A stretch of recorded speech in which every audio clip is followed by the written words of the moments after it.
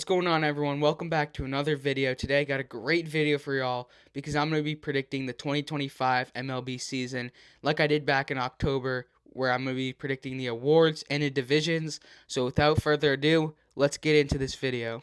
Start off, I'm going to be predicting the awards, starting off with the Cy Young. But back in October, I predicted both Cy Young awards correctly, where I chose Tarek Skubal for the American League and Chris Sale for the National League. And as you guys probably know, I got both of them right, which I was proud of.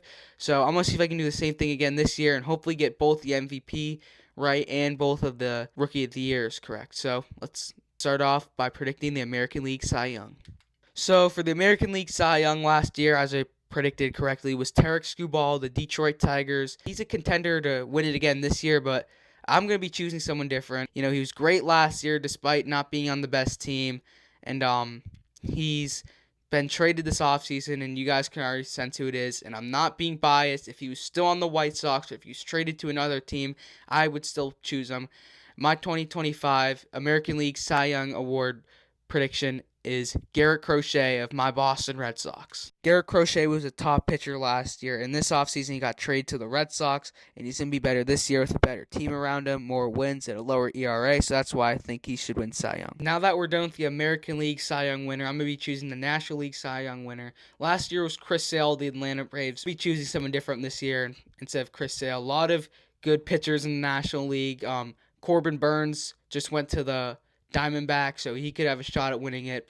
I'm going to be choosing a guy who made his MLB debut last year, and he throws absolute heat on the mound, 100 miles an hour, a bunch of times per game, and actually won Rookie of the Year last year, so you guys can probably tell I'm choosing Paul Skeens, the Pittsburgh Pirates National League Cy Young winner in 2025. Paul Skeens had a great rookie season where he won the Rookie of the Year for the National League and started in the All-Star game. He gets a lot of strikeouts and throws over 100 miles an hour a lot, so that's why I think he's going to win Cy Young for the National League in 2025. Now the Cy Youngs are done, I'm going to be choosing the MVPs. Last season I chose Bobby Witt Jr. for the American League, and I chose Shohei Ohtani for the National League. I got one right. I didn't get the American League right. Aaron Judge won it, unfortunately. Anyways, I'm going to be predicting the MVPs for this season. I'm going to be starting off with the American League first. Last year for the American League, I chose Bobby Witt Jr. of the Royals to win it, but instead Aaron Judge of the Yankees won it. I really hope he doesn't win it again this year. He probably won't because there are a lot of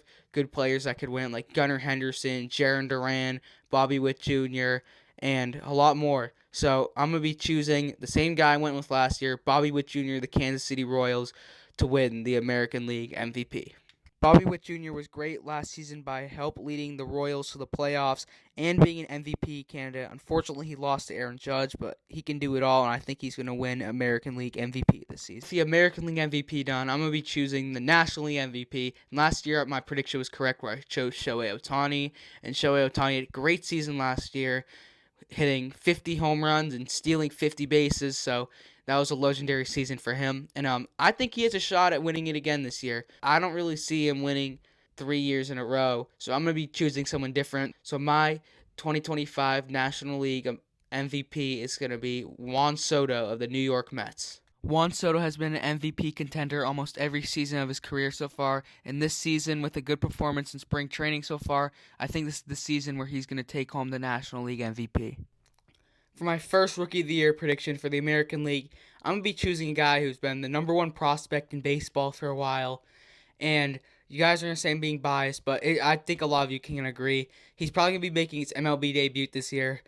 My Rookie of the Year for the American League is Roman Anthony of the Boston Red Sox. Roman Anthony has been the top prospect in baseball for a while, and with him probably making his MLB debut this season, I think he has a chance at winning Rookie of the Year for 2025. We predicted the American League Rookie of the Year. I'm going to be predicting the National League Rookie of the Year, who just signed this offseason. He was already a top player that was going to be signed. And he has pitched in the World Baseball Classic before for Japan, so you can already guess who it is. The Dodgers signed him this offseason. So my National League Rookie of the Year prediction is going to be Roki Sasaki of the Los Angeles Dodgers. Roki Sasaki pitched for the Japan World Baseball Classic team in 2023, and he's been a good pitcher in Japan in his career, and the Dodgers signed him this offseason, and I think he's going to win Rookie of the Year in 2025.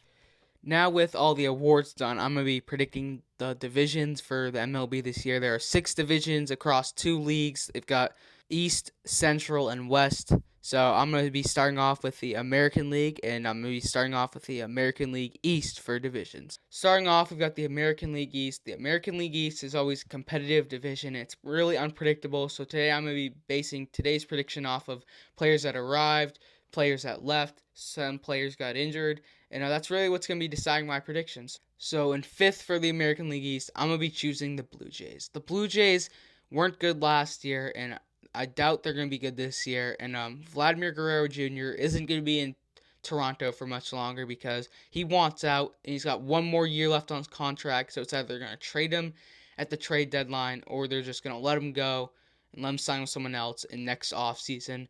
So that's why I see the Blue Jays finishing in 5th.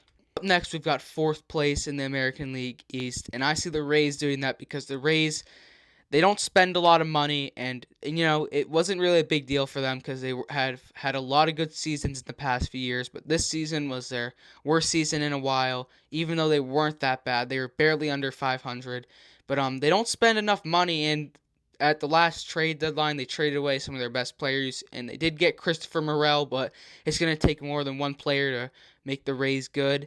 So that's why I see the Rays finishing in 4th. In 3rd is where I'm putting my least favorite team, the Yankees. And last year they made it all the way to the World Series, but it's not going to be even close to that. They lost Juan Soto to the Mets. Garrett Cole's out for the season. They also traded Nestor Cortez to the Brewers. Now, they did get Devin Williams, Paul Goldschmidt, and Cody Bellinger, but I don't think that's going to be able to make up for Juan Soto. Juan Soto was a big part of their team last year, so that's why I see the Yankees finishing in 3rd. I've got the Baltimore Orioles, and this offseason they lost 2 of their best players. They lost their best pitcher, Corbin Burns, and they lost Anthony Santander, but I still think they're going to be good. They still have Gunnar Henderson, Jackson Holliday, and a pretty solid pitching staff, so I think the Orioles are going to finish at 2nd this year. And 1st, you guys already know, it's my Boston Red Sox. I'm not being biased. I think we're going to have a great season. I have a lot of reasons to prove why. First up, we signed Alex Bregman. We traded for Garrett Crochet. We signed Aroldis Chapman, and we got 2 catchers, Carlos Narvaez and Blake Sabo. We also got Walker Buehler, which is going to be a big addition. And we've got 3 young guys who are going to be really good when they come up.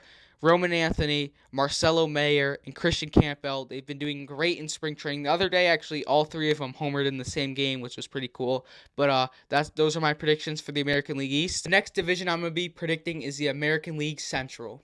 Finishing in last in the Central is going to be the Chicago White Sox. The White Sox had the worst record in MLB history last year, and they are in a rebuild stage right now where they traded away a lot of their good players for young talent. So I don't really see them.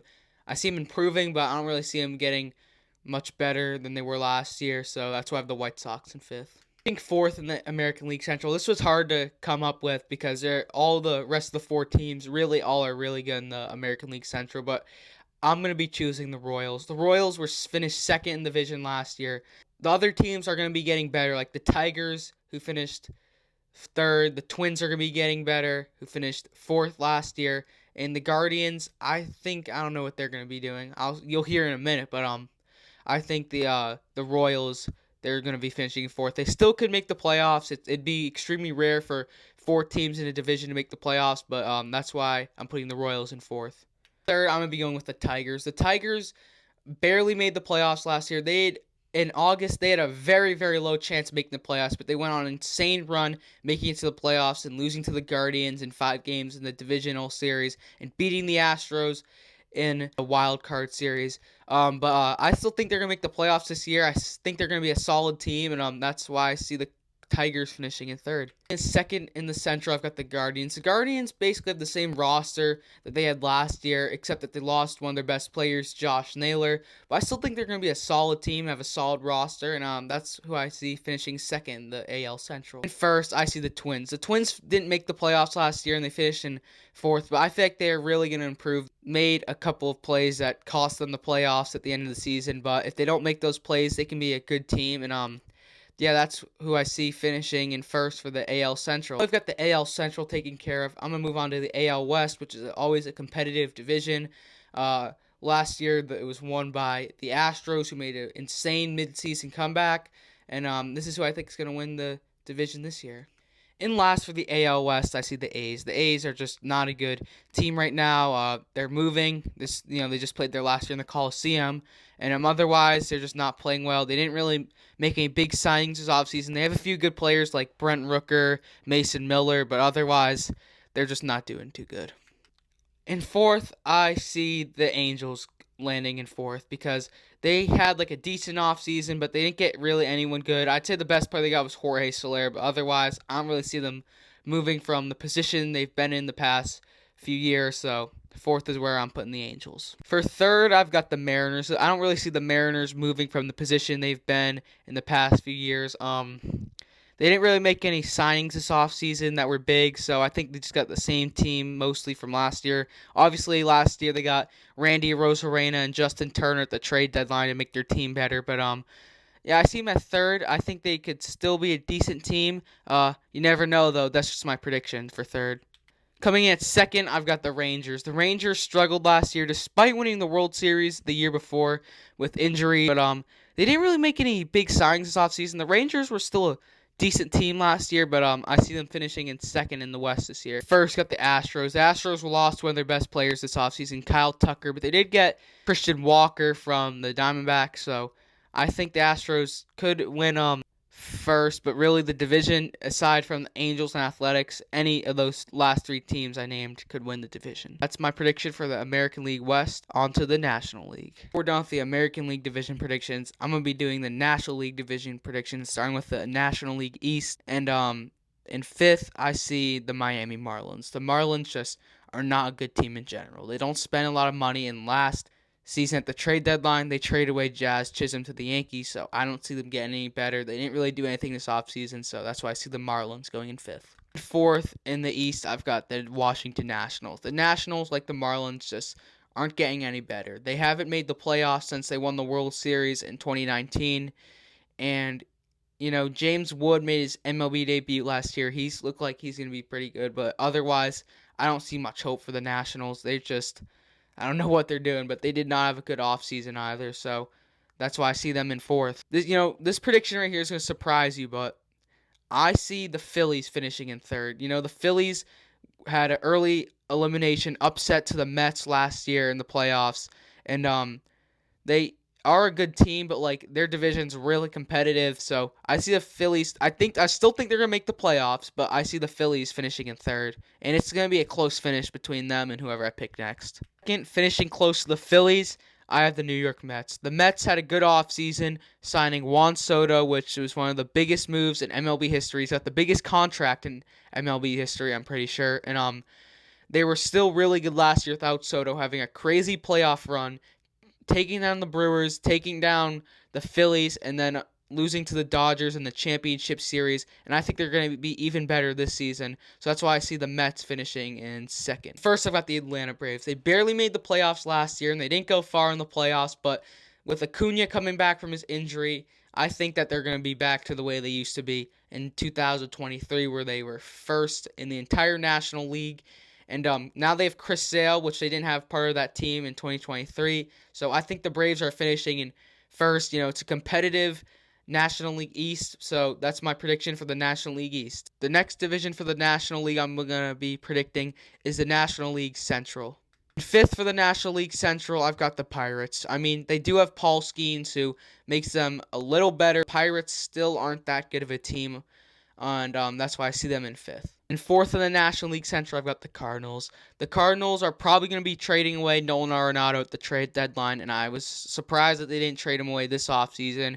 If it gets any worse, they lost one of their best players in the MVP in 2022, Paul Goldschmidt. So the Cardinals, it's not looking too good for them. I don't think they're going to be worse than the Pirates, though, so I see them finishing in fourth. I'm going to be choosing the Reds. I don't think the Reds are a really good team. I don't think they're going to make the playoffs, but I don't think they're going to be worse than the Pirates or the Cardinals. I see them finishing in third. They got Ellie De La Cruz, who's obviously their superstar. Don't think they're going to do that well this season. I mean, they're not going to be horrible, but just a mediocre team. In second, I've got the Brewers. The Brewers lost some of their best players. They did get a decent player, Nestor Cortez, but they did have to trade away their closer, Devin Williams, to get him. Didn't re-sign Willie Adames. He's now on the Giants. So I think the Brewers are going to finish in second because they're still a decent team. Last year they made the playoffs, but were upset by the Mets in a crazy series. So that's where I see the Brewers finishing. And first, I've got the Cubs. The Cubs were a disappointing team last season where I thought they were going to be really good. They weren't. They did lose Cody Bellinger, but they did get Kyle Tucker. And they got a decent pitching staff. They've got good bats, and I think they're going to finish in first this season in the Central. I don't know how close they're going to be to the Brewers, but I think they're going to finish in first. On to my final division prediction, the National League West. So for the National League West, in fifth, I've got the Rockies. They didn't do much this offseason, and they are just not a good team. They haven't made the playoffs since 2018, and they just struggle a lot with everything. So that's why I see the Rockies finishing in fifth. In fourth, it's going to be far away from the Rockies, but still claiming the fourth place spot. I see the Giants. The Giants did get Willie Adames this offseason, but the teams ahead of them I feel like are better than them and had a better offseason, so that's why I have the Giants finishing in fourth. There I've got the Diamondbacks. They had a good offseason despite losing Christian Walker, where they signed Corbin Burns, and they still have a solid team that they had last year. They just missed the playoffs last year. I'm not sure if they're going to be making the playoffs this year, but I see them as a good team in the NL West, and I think they're going to be finishing in third. Up next in second, I have the Padres. The Padres made the playoffs last year and lost to the Dodgers in the division series in 5 games, but I think they're going to be really just as good as they were last year. It's hard for them to compete with the Dodgers, who are obviously going to be in first, and I'll tell you why. The Padres, I see them finishing in second. In first for the National League West, I've got the Dodgers. This is an obvious one. They're the World Series favorite, obviously. I think they're going to win the World Series this year. Again, they won it last year. They had a great offseason. They got Roki Sasaki and Blake Snell to add to their already good rotation. Plus, Ohtani's coming back to the rotation now, too. And now their rotation looking like Ohtani, Yamamoto, Sasaki, Snell, and Glasnow. And I'm not sure about Kershaw. Maybe he'll be in it. I'm not sure. But that's who I see finishing in first. Those are my division predictions for the 2025 MLB season. Thank you guys so much for watching this video. I know I haven't posted a long-form video in a while, which I'm sorry about. It's just with the cold weather outside, not much there being to talk about for baseball. But now baseball is back, which I'm really excited about. Please, if you enjoyed this video, like and subscribe. Thanks for watching.